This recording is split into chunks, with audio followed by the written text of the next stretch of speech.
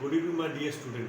Today again I came here with the same topic, that is yield management.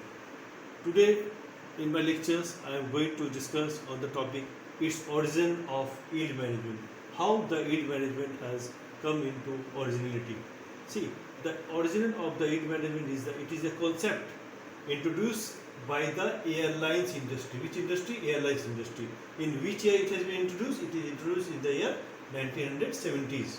Okay, and it is again divided into two parts. That is, it sold perishable seeds at rack rate. First of all, let us discuss what is perishable seed. Perishable seeds are the seeds which are, if it is not sold for on that day, means the seed is spoiled. That is a perishable item. And what is rack rate? Rack rate is the list price which is published on the tariff card. That is the actual rate is called the rack rate. Now let us discuss the second part of this, that it adopt a technique based on the demand and supply. What is demand and supply? Means yield management, we can say that it is directly depend upon the demand and supply. Now let us discuss with the second topic, that is called demand exceeds supply. What I am saying?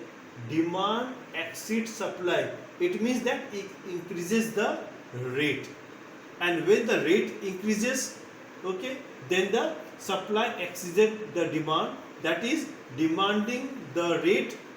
Okay, that is what the second point is. Let us discuss with one example, that if in a hotel the room have only, in hotel have 50 rooms, out of that 50 rooms, the actual demand of that hotel on the particular day is 80 rooms. It means the demand is more and the supply is less. Means the supply is only 50 rooms and the demand is 80. It means the rate will automatically increase on the particular day of that hotel rooms. Now it referred as a revenue per available seat.